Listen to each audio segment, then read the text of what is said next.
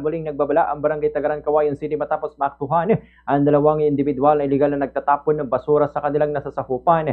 Sa panayam ng Bombo Radyo Cauayan kay Barangay Kagawad Daniel Acob ng Barangay Tagaran, sinabi niyan dalawang individual ang kanilang naaktuang nagtatapon ng basura sa likod ng sports complex.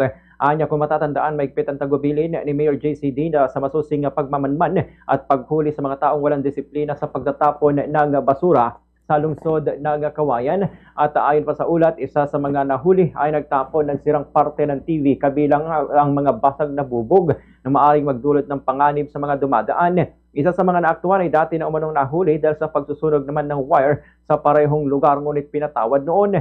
Inuuwi umano ng mga ito ang retaso ng mga sirang appliances upang kunin ang tansong bahagi bago itapon ang mga natitirang materyales. Bagamat mabigat ang parusa para sa mga lumalabag sa Republic Act 9003 o Ecological Solid Waste Management Act of 2000, pinatawan na lamang ng 15 araw na community service ng dalawang sangkot, habang ang kolong-kolong na ginamit sa pagdadala ng basura ay kasalukuyan nasa pangangalaga ng barangay. Sa kabuuan, 8 na ang nauhuli ng barangay dahil sa illegal na pagtatapon ng basura at lahat ay pinatawan ng community service.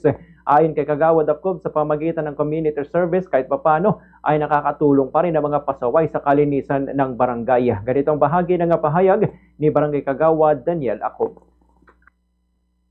Maraming ibang barangay, ibang lungsod, sana po at wag